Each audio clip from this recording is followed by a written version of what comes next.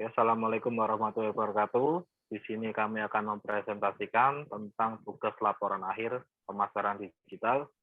Di kelompok kami ada saya sendiri yaitu Muyassir Lana, ada Mbak Anissa, dan ada Mas Yuda. Lanjut Mas. Slide selanjutnya. Oke.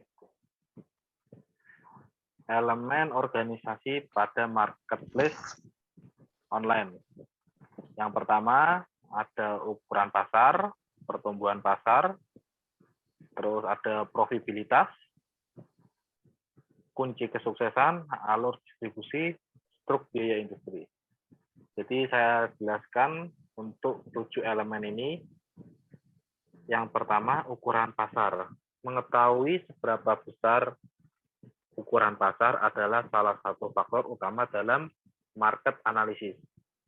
Yaitu semakin besar pasar, semakin besar pula pesaing yang akan dihadapi atau yang akan ditemui di pasar. Untuk yang kedua, pertumbuhan pasar. Di sini analisis ini bertujuan mengetahui pertumbuhan pasar dari waktu ke waktu selama masa pemasaran berlangsung dan untuk mengetahui proyeksi pertumbuhan di masa yang akan mendatang. Kurang lebih seperti itu. Untuk yang ketiga, tren pasar. Di sini kita dapat mengetahui tentang tren pasar akan membantu kami dalam memutuskan jenis produk apa yang akan dijual selanjutnya. Dan membantu kami dalam menentukan strategi pasar yang digunakan. Yang keempat, profitabilitas pasar. Sebelum memasuki bisnis, kami perlu menganalisis profitabilitas pasar sehingga kami memiliki gambaran seberapa besar potensi keuntungan yang akan kita dapatkan. Kelima, kunci kesuksesan. Kunci kesuksesan adalah faktor yang mempengaruhi kami untuk meraih kesuksesan dalam pasar. 6. Alur distribusi. Alur distribusi, bagaimana proses sebuah produk sampai ke tangan konsumen. Jadi dari penjual sampai ke konsumen. Yang terakhir, yang nomor 7, dalam elemen organisasi marketplace online, agar kami dapat mengolah keuangan dengan lebih efektif, sehingga kami mendapatkan keuntungan lebih banyak tanpa perlu menaikkan harga jual produk. Oke, lanjut slide selanjutnya. Lingkungan makro dan mikro pada pemasaran digital. Oke, yang pertama, lingkungan makro, lingkungan mikro ya. Lingkungan mikro terbagi menjadi beberapa aspek, yaitu aspek penyedia, aspek pemasaran. Kemudian ada lagi aspek pelanggan hingga aspek masyarakat. Oke, selanjutnya slide keempat.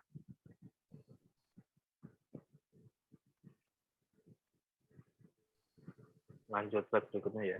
Oke, lingkungan makro.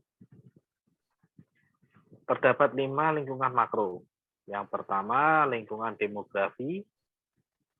Kemudian ada lingkungan ekonomi, lingkungan teknologi, lingkungan sosial budaya, dan lingkungan politik. Jadi di sini tentang analisis lingkungan makro dan mikro pada pemasaran digital. Kembali ke slide ketiga, Mas. Ke lingkungan mikro. Ya, lingkungan mikro terbagi menjadi aspek pendukung. Ada aspek itu ya. Aspek penyedia yang pertama.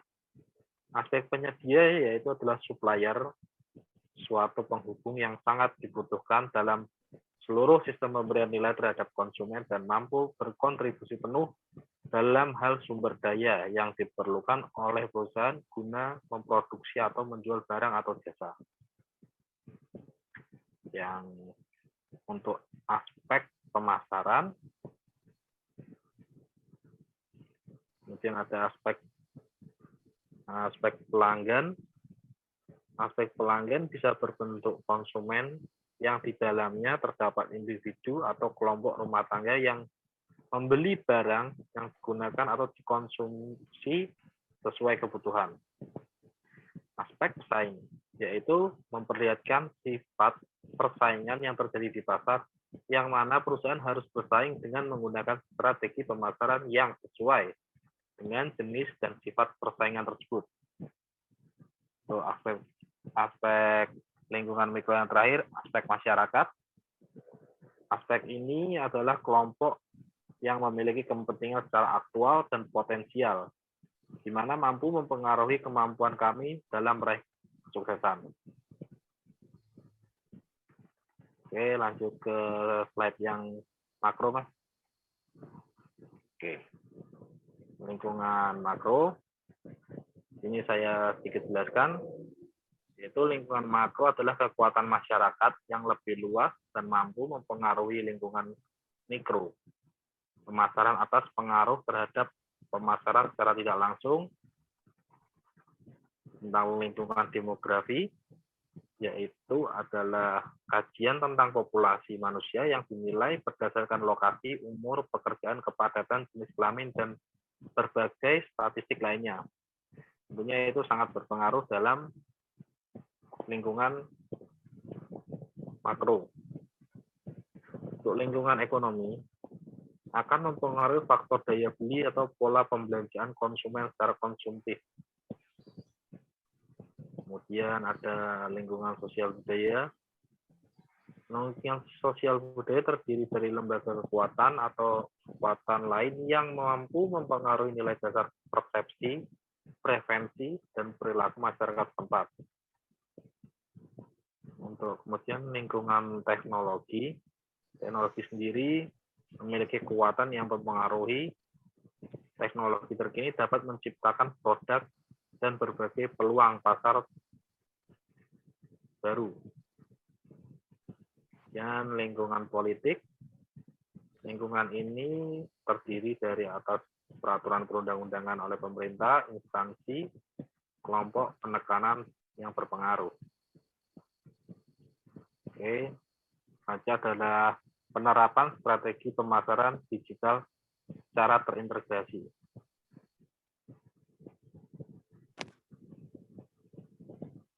Langkah membangun pemasaran digital.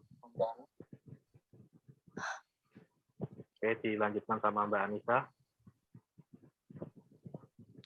Yang pertama, identifikasi metode komunikasi pemasaran yang berbeda.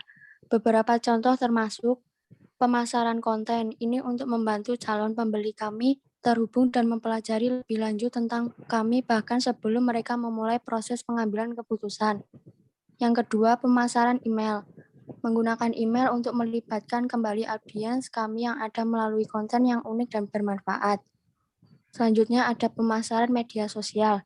Media sosial membuka pintu untuk membangun hubungan, mengembangkan kesadaran merek, dan menghasilkan lalu lintas situs web. Yang kedua, ada mengembangkan rencana komunikasi pemasaran. Setelah kami menentukan saluran pemasaran yang akan beresonansi dengan audiens kami, inilah saatnya mengembangkan rencana komprehensif untuk melaksanakan inisiatif pemasaran kami. Untuk melakukan ini, kami perlu fokus pada 3 item utama, yaitu audiens, menentukan persona pembeli untuk setiap metode pemasaran kami. Konten, menentukan konten yang paling efektif untuk berbicara dengan audiens kami. Yang ketiga ada irama. Penting untuk memahami seberapa sering orang suka menerima informasi. Selanjutnya ada penerapan strategi bauran pemasaran 7P pada pemasaran digital. Pemasaran strategi bauran pemasaran 7P pada pemasaran digital. Yang pertama, ada produk. Secara teori, produk adalah hasil usaha yang dapat dijual dan dipromosikan oleh sebuah bisnis, baik itu dalam bentuk barang, jasa, layanan, maupun produk digital sekalipun. Yang kedua ada price. Sesuai dengan namanya, price atau harga adalah jumlah yang harus dibayar oleh konsumen untuk mendapatkan dan membeli produk yang ditawarkan. Yang ketiga ada tempat. Secara teori, place adalah tempat dan lokasi berjalannya sebuah bisnis, baik itu proses produksi maupun proses jual-menjual. Selain berbentuk fisik seperti toko, kantor, gudang maupun pabrik, Konsep place pada zaman yang semakin digital ini bisa juga berbentuk online seperti sosial media, marketplace, e-commerce, website, dan lain-lain. Yang keempat, ada promotion. Tujuan utama dari promosi adalah untuk mengiklankan produk, menjangkau pasar target, dan mendapatkan penjualan dari promosi tersebut. Yang kelima, ada people. Yang dimaksud dengan orang di sini adalah faktor sumber daya manusia yang ada pada bisnis kami. Yang keenam, ada proses. Yang dimaksud dengan proses adalah alur yang perlu dilakukan konsumen untuk mendapatkan produk kami. Yang ketujuh, ada physical evidence. Sesuai namanya, bukti fisik membantu bisnis kami terlihat lebih terpercaya. Bukan hanya fisik produk, bukti fisik juga bisa berwujud dalam bentuk logo, souvenir, tempat jual, interior toko, kemasan produk, tanda terima bisnis tersebut. Selanjutnya ada penerapan strategi ECRM.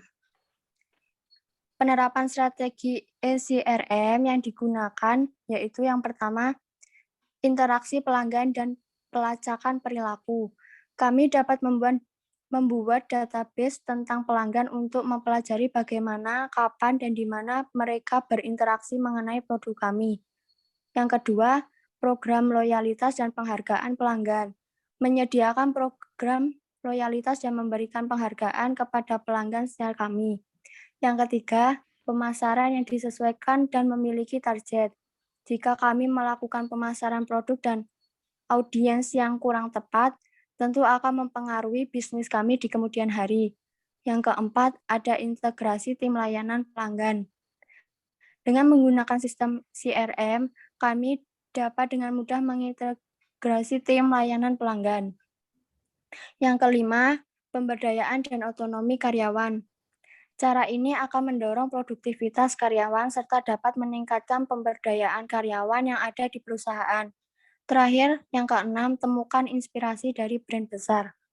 Mengutamakan mengundang partisipasi pelanggan sebagai bagian terpenting dari strategi CRM terbaik yang kami lakukan.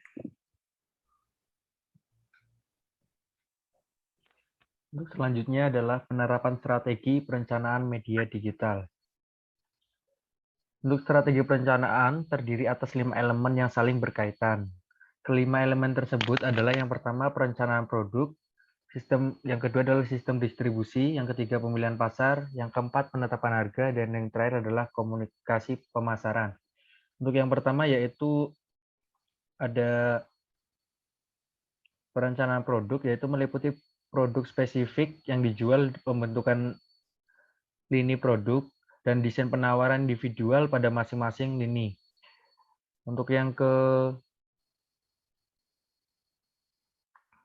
kedua adalah sistem distribusi, yaitu saluran perdagangan grosir dan eceran yang dilalui produk hingga mencapai konsumen akhir yang membeli dan menggunakannya. Untuk yang ketiga adalah pemilihan pasar. Pemilihan pasar yaitu memilih pasar yang akan dilayani. Yang keempat adalah penetapan harga, yaitu menentukan harga yang dapat mencerminkan nilai kuantitatif dari produk kepada pelanggan, dan yang terakhir adalah komunikasi pemasaran. Di sini yaitu meliputi periklanan, personal selling, promosi penjualan, direct marketing, dan public relation. Dan di sini juga ada penerapan strategi komunikasi pemasaran digital, yaitu pengertiannya adalah komunikasi pemasaran dapat dinyatakan sebagai kegiatan komunikasi yang bertujuan untuk menyampaikan pesan pada konsumen dengan menggunakan berbagai media dengan harapan agar komunikasi dapat menghasilkan perubahan pengetahuan, perubahan sikap, dan perubahan tindakan yang dikehendaki. Di sini terdapat 5 bauran komunikasi pemasaran, yaitu sebagai berikut. Yang pertama adalah iklan, yang kedua adalah promosi penjualan, yang ketiga adalah hubungan masyarakat, yang keempat adalah penjualan secara pribadi, yang terakhir adalah pemasaran langsung. Dan di sini juga ada penerapan strategi saluran pemasaran digital. Untuk contoh-contohnya adalah yang pertama adalah pencarian organik, yang kedua penelusuran berbayar, yang ketiga display ads, yang keempat adalah email, yang kelima adalah media sosial, dan yang terakhir adalah referral. Sekian dari kelompok kami. Atas kurang lebihnya kami mohon maaf. Wassalamualaikum warahmatullahi wabarakatuh.